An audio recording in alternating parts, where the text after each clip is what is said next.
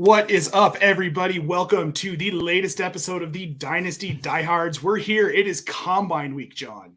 It is Combine Week. Man. It's when we get to see all of these guys work out. We get to hear them talk. The teams get to interview them. And we've got some other stuff going on at the Combine, too, which isn't rookie related, which is pretty exciting. I hope you guys liked the new drop. I've got a little bit more intense with it there, a little bit more theatrical. Hope you enjoyed it. All right, guys. So that's about all I can. That's really all I can say about it, right? Yeah, that's it. All right. Enjoy it. We hope you liked it. It's new. Yeah. It's fun.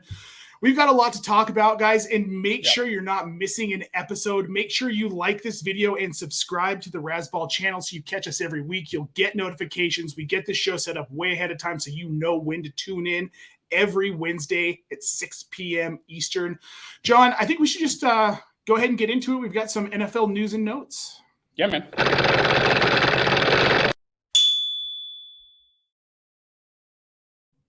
So, ding. So outside of the Combine, there hasn't been a ton going on, but we do have a few nuggets of news that I think could be significant. First, we're going to start with the Denver Broncos. They have solidified their defensive coordinator, Vance Joseph. We talked a little bit about that last week, but then they just announced that Joe Lombardi is taking over as the offensive coordinator in Denver. If you're not familiar with Joe Lombardi, he was the offensive coordinator for the Chargers last season, and it seemed like Justin Herbert just couldn't get going. So now we've got this guy who couldn't get a dynamic offense in Los Angeles going, staying within the division, coming to a Denver team that needs a spark. Are you concerned about any of these Denver players, John, in Dynasty? Like, are you looking at like, well, this isn't going to be good. Maybe I should sell them now while their value's still high? I'm kind of torn. I'm not really moving in either direction off this hire because I really wonder how much of this is going to be Lombardi running the offense and how much of it is going to be Sean Payton's offense. Kind of like the Kansas City situation with Eric Bieniemy, but Andy Reid was really the one orchestrating most of it. It's kind of a team effort, right? For them to like put together their offense and call plays and stuff like that. So I don't really know. I mean, Sean Payton worked with Drew Brees, a shorter quarterback, for his entire career and put together great offenses there. So to me, I don't really think that the Lombardi hiring moves it either direction for me. I'm kind of still just in a holding pattern. I might actually be trying to acquire like Jerry Jeudy in particular if there's a panicked manager out there that's trying to move off him. Other than that, though, I'm kind of just standing pat on Denver right now. So that's where I'm at too. And especially because of what we saw with Jerry Jeudy and Russell Wilson, how they developed that rapport towards the end of last season. And to your point, this is Sean Payton's offense. So Lombardi is essentially going to be Bieniemy. I don't think he's going to be calling plays. I can't see him calling plays. I think that's going to be Payton. Payton mostly called the plays in New Orleans. So yeah, I'm not really worried either. I'm always worried about Cortland Sutton, but that's a totally separate issue. So I think Lombardi is more like a AFC West like consigliere. Like, let's bring him in because he's worked in this division before, and maybe he has some kind of inside information about how they attack the defenses in the division over the last few years, stuff like that. But I think this is Sean Payton's offense, so I'm not really that worried about it. I want to shout out Mr. Scampers down there in the chat. Good afternoon to you, sir. He says, I wouldn't be surprised if Lombardi jumped at the shot to learn more than anything. And I think this is probably a fair point because Sean Payton is such a fantastic seasoned coach. He's got a track record of success. He's got a track record of successful offenses. Maybe this turns Lombardi around. Maybe he does a really good job in Denver for a couple seasons and they let him call plays somewhere else. Maybe this really is like an Eric Bieniemy arc. It very well could be. So the next thing up in the news, we got word that Leonard Fournette and Kenny Golladay are both set to be released. Are you shocked? First of all, are you shocked by either one of these moves? I mean, not really, because now listen, Galladay's been a train wreck for years. Like, to me, it was a matter of like finally cutting bait, even though their offensive weapons suck in that receiving room. It was still just a matter of like, he was the thing that was lurking over their heads that they just needed to get rid of and move on from. So that doesn't really surprise me. Leonard Fournette a little bit. I know that they're in a really bad cap situation in Tampa Bay and that they're trying to kind of turn the page and give themselves some more flexibility. Tom Brady just retired. And I get that. but he's been really good for them for multiple years. I know that he was less effective this season than he was the years prior. So I get where they're going with it and trying to get cheaper and younger. But that one still was a little bit of an eyebrow raiser to me. Like, oh, wow, okay, Fournette's out there. That's just another running back in the free agent pool in already a really stacked running back, class of free agents this year. I think it's interesting to say the least. I'm not really shocked by it, though. See, I wasn't shocked by Golladay at all. And I wasn't shocked by Fournette either. I've been saying this for weeks, that this is a team that needs to get younger. They lost Tom Brady. I feel like they're going to move Mike Evans, and I'm concerned that we start to see that Julio Jones arc with Mike Evans. Maybe that's a little bit of a hot take, but I could see it happening. I know, but I looked into this a little bit, and they're both kind of he's at the same age where Jones started to kind of fall, and their stats are eerily similar, and they're really good stretches. The only time Julio Jones didn't have 1,000 yards receiving the 2 seasons in a 9-year stretch, he was hurt, and it was his rookie season. So I could see it happening. However, do you think this signals in Tampa Bay a belief in Rachaad White? Maybe a little bit. I mean, I think they like what they have in him enough that they're like, okay, this is a guy that's going to factor into our offense next year. I'm not buying the Rachaad White is suddenly a 3-down running back hype. Like I'm just not in on that. I'm actually trying to sell high on Rachaad White based on the hype of this news in multiple leagues. Because to me, if I can get an early 2023 second, or if I can even squeeze out a late first for Rachaad White just based on the hype where they're like, hey, it's his backfield now and he's going to run with it, I'm willing to do that because like I just mentioned, there are so many free agent running backs. And there's a really, really deep draft class of running backs. I don't think there's any way that they don't add 1, maybe even 2 more running backs to this roster before the season starts. And Rachaad White maybe has a similar workload that he did last year, maybe a little bit more, 4 more touches a game, something like that. But I don't think this is a guy that's going to go out there and get 18 to 20 touches per game for this offense. I don't know that I agree with you, though, John, because when we saw him get the higher volume of touches last season, he crushed it. If you can hear me, my headphones just died. Hold on. Nope. That's fun. I was on mute, John. You're good.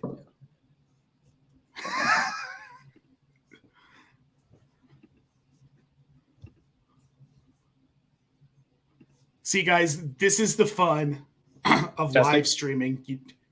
Can you hear me now? Jesus Christ.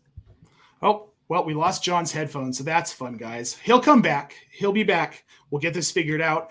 What I was going to say is, as far as Rachaad White goes, here's kind of where I'm at on this guy. And I do believe that this is a team that believes in him because he did look really, really good last season when he got that heavier volume of carries. John, we got you back, bud? Yes. My fully charged headphones decided to die. I'm not sure how that happened. Well, that's fun. So we're going headphoneless the rest of the way. Hey, look, you can see my ears for the rest of the show. That's fantastic. That's a very good point. That's great. You have great ears. Anyway, I'm sorry for that. I don't know where you kind of cut off, but what I was saying is I don't see him as being a bell cow back. What are your kind of thoughts on that? I think he could possibly be. It was at week 10 against Seattle, 22 carries for 105 yards. He's pretty efficient.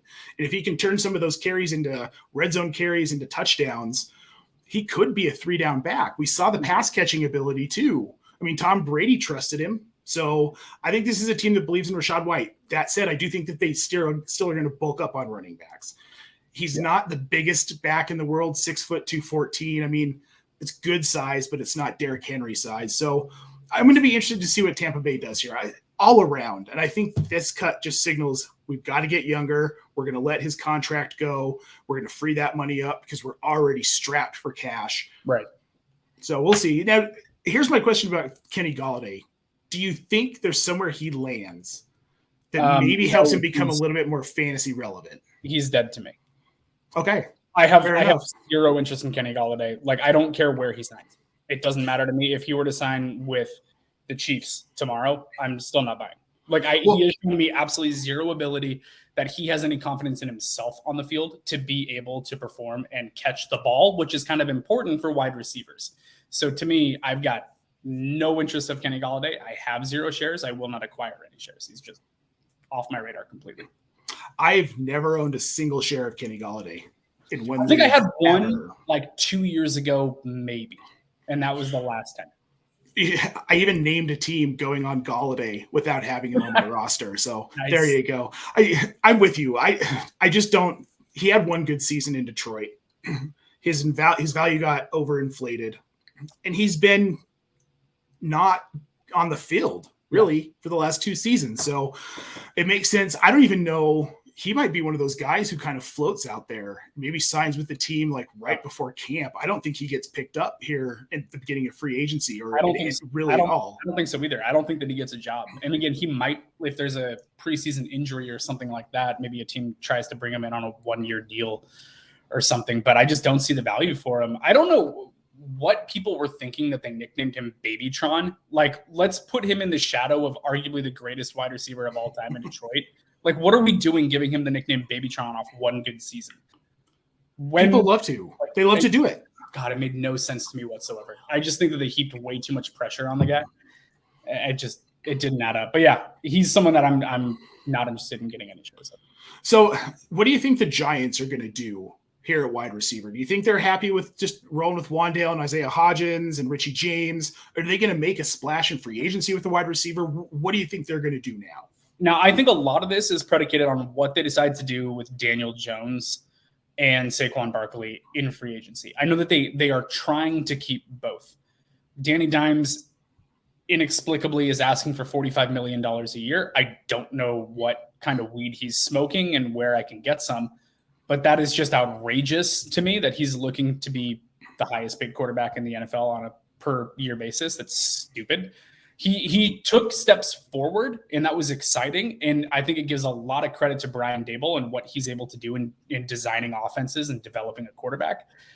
So if they can find a number that they're happy to and they keep Daniel Jones at quarterback, then I think they've got to get a wide receiver. And I think they're a contender to go first-round wide receiver in the draft. I think that they could be looking at that option to bring in a young stud to continue to grow this offense with Daniel Jones.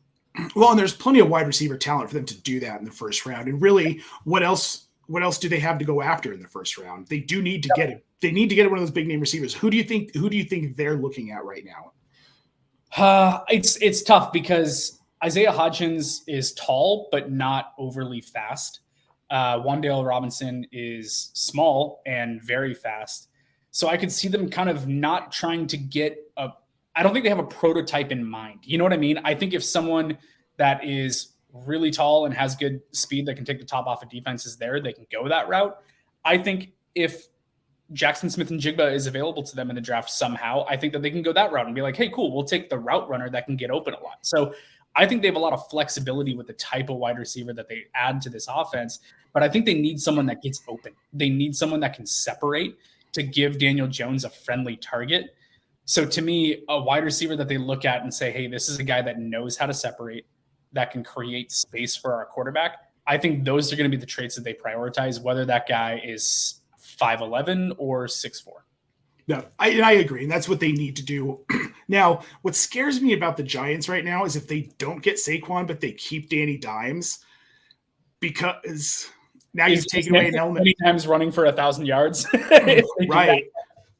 Right. So it concerns me if you take away that dynamic running game from Daniel Jones, is he still a good quarterback? Yeah, I think that remains to be seen, right? And they didn't pick up his 5th-year option. Maybe I think they're going to franchise tag him if nothing else happens. So I think at the worst case scenario, we're looking at Daniel Jones for at least one more year as the Giants quarterback. So let's assume that that's the case. And let's also assume that Saquon Barkley is gone. Are they going to spend money in the free agency class at running back? Are they going to go try to draft someone in the mid rounds? Because this is a very deep running back class. I'm not sure. But all of a sudden, if they do tag Daniel Jones, and remember, Daniel Jones just hired the same agency that did the negotiations for Dak Prescott. Prescott is a city in Arizona where my parents live, and it's spelled exactly the same way. And I've struggled with that for like 3 years.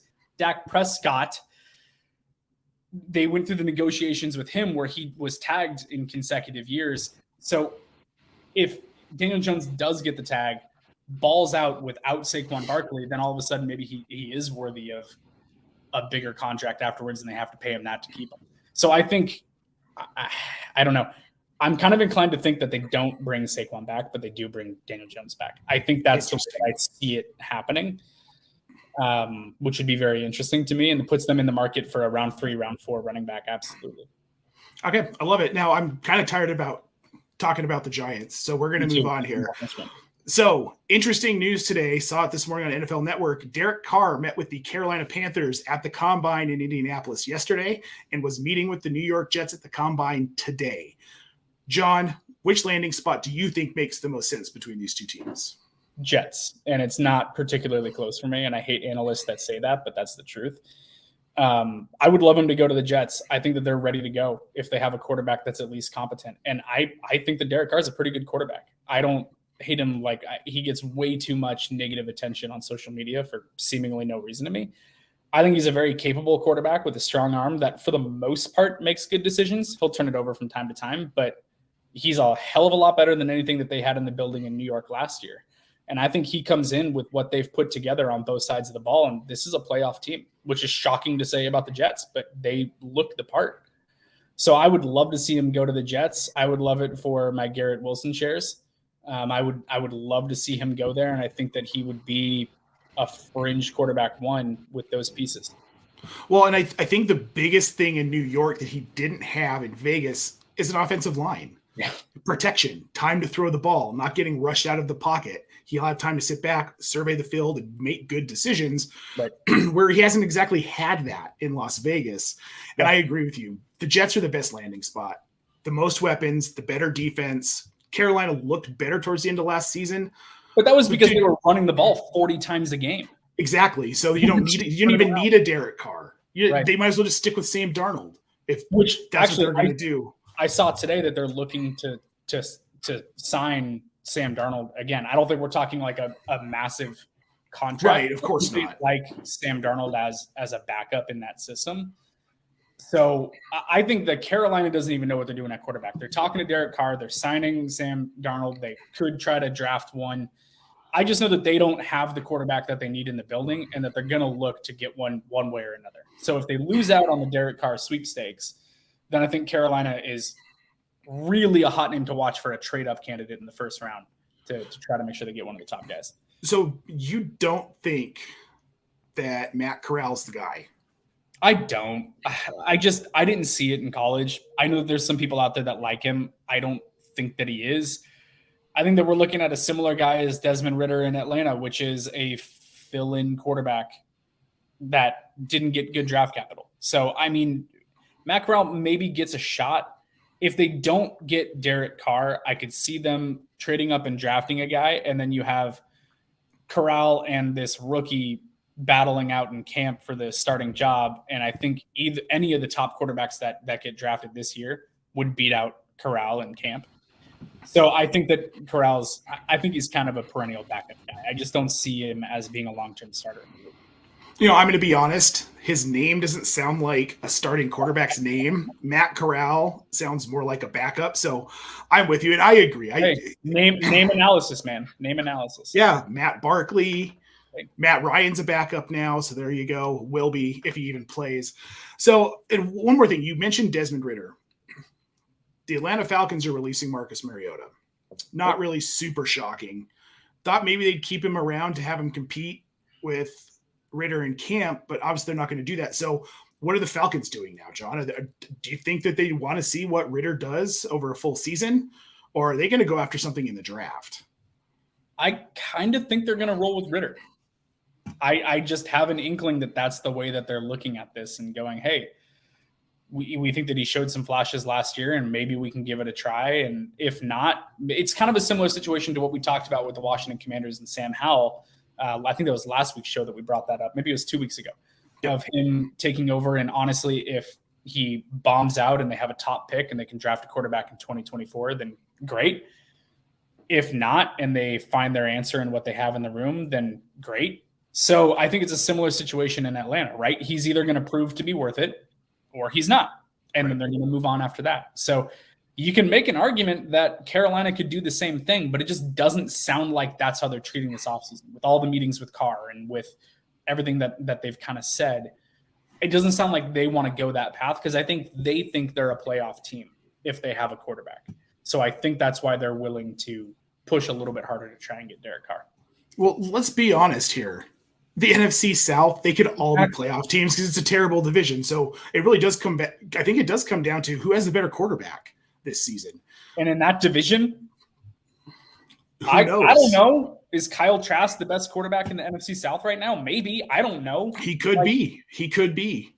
We have no idea. It's a wide open division. And I think any of them, other than, sadly, I just don't think Atlanta has the pieces other than a quarterback to make a playoff run.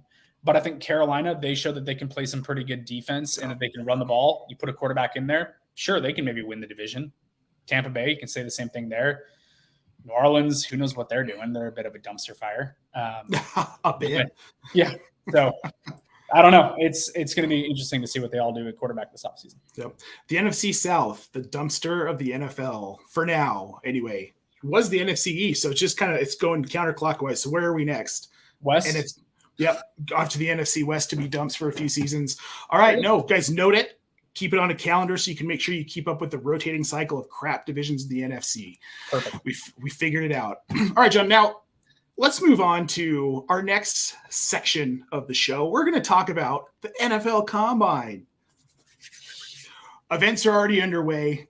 We've had things going on for the last 2 or 3 days, but the important part starts tomorrow for us, for fantasy analysts, unless you're IDP, because we start seeing the skill position players doing drills, interviews, talking to the media. So my first question, the first thing I want to bring up was the news this morning that Jalen Carter has been charged with 2 misdemeanor counts of reckless driving and endangerment. Now, brutal. Given what we know about the accident, this could have been a lot worse. And you hope that he wasn't involved the way that they say he was. Now he's going to miss the combine. That's going to hurt his value a little, but a lot of teams were high on him anyway. But my question is, how far down do you think he falls? Yeah. Given that their misdemeanor charges, we've seen much worse than this. We have, but it's rough. And listen, I'm not trying to give credence to Mel Kiper saying that the guy has character concerns, because Mel Kiper just says a lot of shit that I don't agree with. Right. And he made his comment about character concerns before this accident actually happened. So they're not related. Right. But listen, my team's the Chicago Bears. I would wear this hat, except for the fact that I'm growing my hair out and it no longer fits my head. Need to buy a new one. My team's the Chicago Bears. Jalen Carter has been one of the top names linked to the Bears, either sticking at one or trading down inside the top 4 and then potentially getting Carter anyways in the draft. To me, it's a real concern. It's not great. And if you're going to use a top 5 pick in the NFL draft on a guy, you need to make sure that everything is buttoned up and that there are no issues. There's no potential legal ramifications. This isn't an ongoing thing. The issue, it was at like 2:30 in the morning or something like that in Athens, Georgia. And he went to University of Georgia, obviously. And he and another car were racing through the streets. The driver of the other car had like a 0.197 or something like that blood alcohol content after the accident. Those are concerns. That's a real issue in terms of character. Like, are we going to make a franchise cornerstone out of a player who's acting incredibly immaturely and making horrible decisions like this? Those teams are going to have to answer those questions. And how much does that matter compared to his talent? Because he's an incredibly talented interior defensive lineman. So for me, I don't love it for the Bears. To me, it's enough to move the needle that I'd rather have Will Anderson than Jalen Carter, because to me, I had them at very similar values. Right. So how far does he fall? I don't know. Philly at 10 feels like the floor. But then again, we had Laramie Tunsil when he was getting drafted at offensive lineman, and the video of the gas mask bong came out. Yeah. He was projected to be a top 10 pick, and I forget where he went. Late first. I think he fell to like 26, 27, something like that. Yeah. So you just don't know how much these teams are going to see this as an issue. And if they have 2 players that they feel similarly about, well, you lean the other guy if they don't have these issues off the field. So Philly at 10 kind of feels like the floor. I would say Cleveland, because we know their history with moral ethics, but they gave their first round picks to Houston.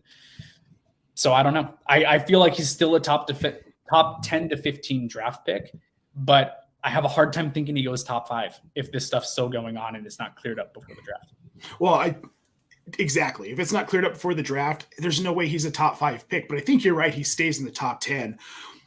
My takeaway from this and where my concern lands is, first of all, you're street racing. But second of all, we just saw what happened with Henry Ruggs less than 6 months ago. Yep. So as someone who is aspiring to be an NFL player, to go out and do something like that, just ahead of the NFL draft, that concerns me. It's like, come on, dude, use your brain. And what other kind of trouble is he going to get into when he starts getting all this cash and notoriety after he gets drafted into the NFL? And I don't think teams put that into consideration enough, because I think they feel like, oh, well, but he's going to be under, our wing. We're going to take care of him. We're going to make sure he doesn't do anything stupid. But the teams can't be with these players 24/7. I mean, we saw Von Miller starting his career get in a bunch of trouble. The team couldn't do anything about it until DeMarcus Ware came in and slapped him around a little bit. Yep. So if I'm a GM and I'm thinking about drafting him in those first 10 picks, I need to know I've got that DeMarcus Ware type player on my defense already that's going to keep this kid in line, keep him out of trouble, make him a good part of the community in wherever city he lands. So where does that make sense? Philly. They got a lot of veteran guys there that can be like, hey, cool, you're talented. Talent doesn't, overshadow everything in the NFL. Get your shit together and keep them on the straight and narrow. Exactly. You've got veterans like Hassan Reddick. You've got Jason Kelsey, guys who are character guys. So I think it makes sense. And Joe, who will be on this show soon, hopefully, we're working on it. He should be pretty excited about that. Yeah. Eagles fan, I'm sure that he'd be thrilled as long as issues are cleared up before then. Right. And that's the big thing that needs to be addressed. And not to gloss over the fact that 2 people did die in this accident. And it's a very tragic accident. We don't want to gloss over that. Lives matter more than football. Yep. But that said, it's kind of our job to talk about this stuff. So, we got to do it. Just wanted that little bit of context in there before we move on. Absolutely. Next thing we've got, John, you brought this up to me today, and I didn't know it. But apparently Prize Picks right now has some props on the 40-yard dash times. Yeah, and hashtag not a sponsor. We don't have any sort of promo code. We got no affiliation with this whatsoever. But I thought it was very interesting to see it pop up. You got 40-time props over on Prize Picks if you're still inclined. There's 2 reasons to bring it up. 1, because it's really fun to bet and make money. But 2, I think it just where they set the line tells you a little bit about the type of athlete that we're looking at. And there's a couple names that I really want to bring up. Jordan Addison, wide receiver, USC, to some the best wide receiver in the draft, if not a top 3 guy to most people, is projected to run a 4.440. To me, I think he might squeak under that. I think he's got long speed, and I think that he can really shift into that gear, and he might be able to break 4.4. But that's what the line is set for him. Jalen Hyatt out of Tennessee, they have him projected at a 4.3 flat, 4.30 40 time. And he is a burner that absolutely took the top off defenses in Tennessee this year. Some other names that we've talked about on this show that I think are worth mentioning. Zay Flowers projected at a 4.37. He'll beat that'll play. Josh Downs a 4.38. At the running back position, Devin Achane. Now, we know he's a track guy. He has a track background. So don't double count pluses. You know what I mean? Like, you already know he's fast. So if he runs a blazing fast 40 time, that shouldn't change your opinion of who the player is. But they've got the line set at a 4.29 40 for Devin Achane, which is just speed. That's wild. That's wild. Yeah, it's something you just said, John, that I think is very interesting. And this is always been my issue with the combine, is that in a vacuum, these guys can do these things, but I care what the guy does when he catches the ball. Can he get past the corner? Can he break through the safety? Does he have that elite burst to do that? 40-yard times, of course, are great, especially for guys who are going to be returning kicks, because you like to see that initial speed, that initial takeoff. Yep. But it's all, just remember, guys, don't freak out about a lot of this combine stuff, because remember how small Kenny Pickett's hands were? Kid seems to be doing okay.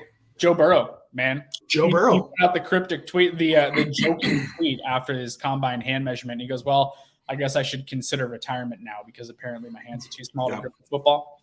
Yeah. Just an elite tweet. It doesn't mean everything, but it does matter. And the thing is, it matters to NFL teams because the NFL is obsessed with speed. Mm-hmm. So we saw that's why Henry Ruggs was the first wide receiver drafted in his draft class over CeeDee Lamb and Justin Jefferson. Yep. Because he ran in the 4.2s. So these guys, it matters for draft stock. It matters for draft capital, which is weird to me because the 40 time is its own skill. Like how you run the 40 is its own skill. It's not a football skill. You're not starting in a 3-point stance as a running back or wide receiver and bursting. Like that's right. That's not a natural football movement for them. But it does, it shows their speed. Garrett Wilson and Chris Olave both ran in the high 4.3s at last year's combine. And how could I forget? Yeah, man. It's burned into my brain. We are obsessed with the combine here. So I'm curious to see how it goes. Another one in the opposite direction, Bijan Robinson is going to be really interesting to watch because his long speed isn't his calling card. Now, to me, I was a big Jonathan Taylor truther coming out of college, and I loved him. And when he shows up to the combine at 5'10", about 220, and he ran a 4.39 40, I was like, check, check, check, size, speed, great, awesome, love it, because it shows on tape. Bijan, though, is not going to run a 4.39 40. His line is set at a 4.47, and if he doesn't crack 4.5, I wouldn't be surprised. I think that he's a 4.52 type of running back to me, and that's fine. He's still an elite running back prospect, even if he doesn't run a blazing fast 40 time.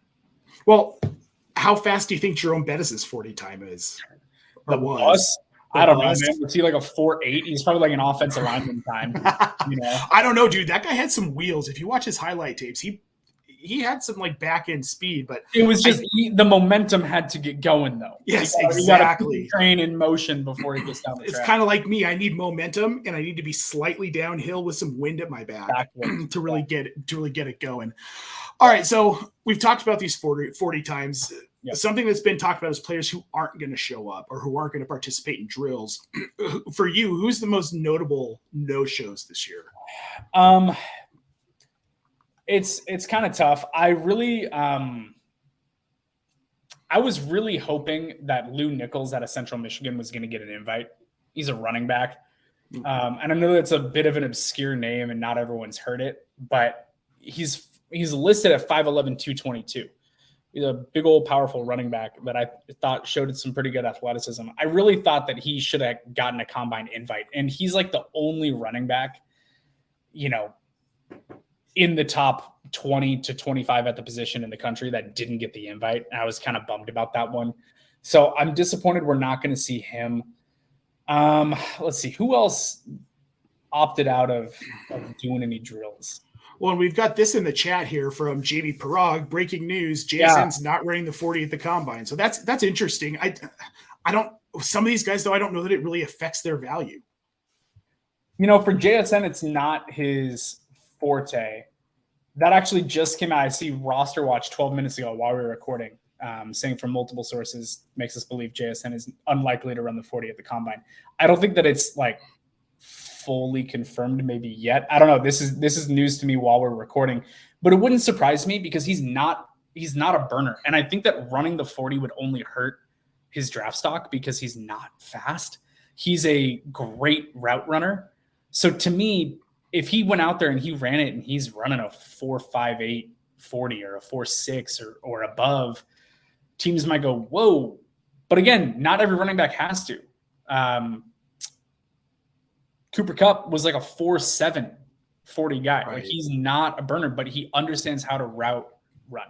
And that's JSN's calling card as well. So it's really, to me, it's on an individual basis for most players, because if you're really good at the 40, you should probably run it, because if you can show that you're really fast, teams are going to like that. But if you're not, and you have other things that you can hang your hat on and you don't need to prove other skills, don't run the 40 time. If you're one of these fringe guys and you're trying to scrape every, pick out of your draft stock that you can, and then you go out there and you do everything that you can to improve your draft stock. JSN to me is still a first round wide receiver. If he slips into the second, he's a steal for whatever team drafts him. It's not really shocking to me. So now let's talk about, who do you think stands to gain the most from this weekend? There's like one or two players that stand out you think are going to skyrocket up draft boards for teams? Let's stay at running back. Israel Izzy Abanaconda out of Pitt. I love him. He's great. He's like 6'2", 215. I'm curious to see what he weighs in at. But he has really good athleticism. He has really good explosiveness and agility. And I think that if he comes out there and he runs a good 40 time and shows well in his other athletic testing, like the 3-cone and stuff like that, I think that he could really stand to gain some value and could be a day 2 pick. So there's all kinds of players that I think can really help themselves. I think if Josh Downs goes out there and runs a sub 4.40, he's a first-round draft pick.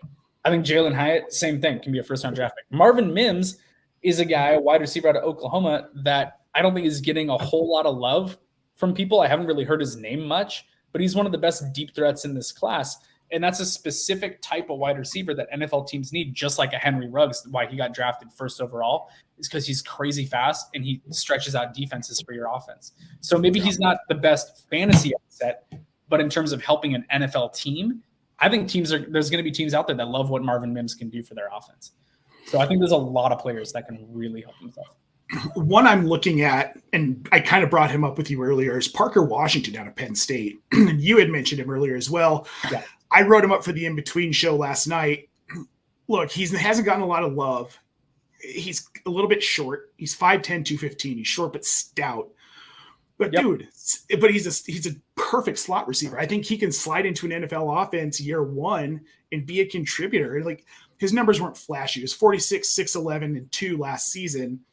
In a horrible Penn State offense. Penn State offense. Exactly. He still averaged 13.3 yards per catch. That's healthy. Like, those are good. In the Big Ten, by the way. In the Big Ten, as a slot receiver, averaging 13.3 yards per catch is pretty impressive to me. Here's the other thing I loved.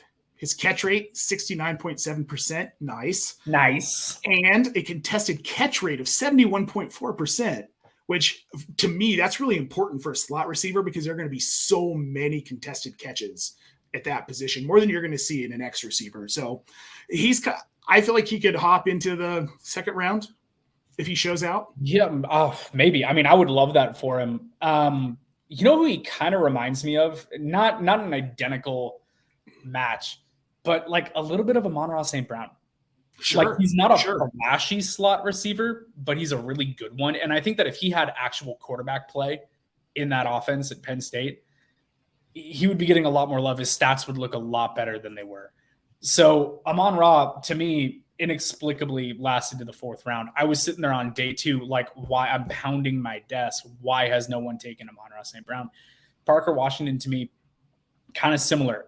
I don't think he's as good as Amon-Ra, but I think that he's a really solid slot receiver that runs good routes, not great. He's going to run well, not great. He's just a good all-around wide receiver. I think that he profiles as a pretty good slot at the next level too. Yeah, I really like that comp. I love Amon-Ra, and I couldn't understand why people were so down on him. It just didn't make sense to me, but I mean, he's kind of proven everybody wrong at this point. So I love him. Me too. I was a big fan. He was actually, I think he was the first rookie profile I ever wrote for the old Fantasy Intervention site. So if anybody remembers that. Okay, so now is there anybody who you think's their stock's gonna drop after this combine? Ooh, that's interesting. I've got a weird feeling that Zach Charbonnet's gonna hurt his stock. That's exactly who I was gonna talk about. Like, I don't get it with him. I don't get why people love him so much. I don't know why he's being graded. He's a tank. And that's why. When he's in the open field, he's just a freight train and you get out of his way. There's defensive backs making business decisions when they go to tackle him. And that's his calling card. And he can do that really well. And I think he can do it well at the next level. But I don't know, man. If I'm looking at Zach Charbonnet and I'm looking at Roschon Johnson. To me, I think Roschon's a better running back. I think he's more complete. And that is going to piss off so many people because everyone loves them some Zach Charbonnet. And they have him as high as like the RB2 in this class behind Bijan. And Roschon Johnson is like nowhere to be found on most people's rankings. But to me, if Zach Charbonnet goes in the 2nd and Roschon Johnson goes in the 3rd, which is very possible that could happen. Roschon, to me, I think is a fringe round 3, round 4 guy, something like that. If that happens, there's a really good chance that Roschon Johnson could find himself in a better landing spot than Zach Charbonnet and have a workhorse role, and Charbonnet's maybe splitting time with a pass catching back. I don't know. I think this could be a much closer conversation in August than it is right now for a lot of people. And I want to bookmark that and come back to it in 6 months if I'm right. Because that's so I had an interesting conversation last night with my boy Seth, and everyone knows Herms over at Draft Sharks. Is there, to you, because there is to me, is there a difference when you're looking at running backs in like the Pac-12 or the ACC versus a running back who's in the SEC or like the Big Ten? Like, because the competition's different. It is in those conferences, and that's that's part of my issue with Charbonnet is he's been in the Pac-12. And there's a lot of soft defense in the Pac-12, and that's where he plays the majority of his games is against soft defenses in the Pac-12, like my CU Buffs, and he has big games. I just don't. I mean, there is a difference for sure. The running backs that play in the Big Ten and play in the SEC are going against really close to NFL defenses. On a week in, week out basis. I mean, Georgia last year, their defense, they sent 7 players to the NFL draft off their starting defense last year, something ridiculous like that. So the thing about Sharbs is that he balled out all year, and it's really kind of hard to ignore that because in 10 games, he had 1,359 rushing yards, 7 yards a carry. I'm looking at his game logs right now, and he had over 100 yards in all but 2 games on the ground. He's a guy that you just give the ball to 20 times, and he's going to bruise his way, and he's going to punish defenders, and he's going to wear people down. So there's reason to really like Zach Charbonnet. But the teams that he went against this year, outside of the Pac-12, their non-conference games were Bowling Green and South Alabama. My point. And in the Pac-12, Utah, great defense. Now, the good thing that he has going for him is that Utah was his best game of the year, which is crazy. Other than touchdowns, touchdowns are fluky. I'm just talking about on a yards per carry. Right. And total production basis. Against Utah, really good defense. 22 carries, $198 and a touchdown.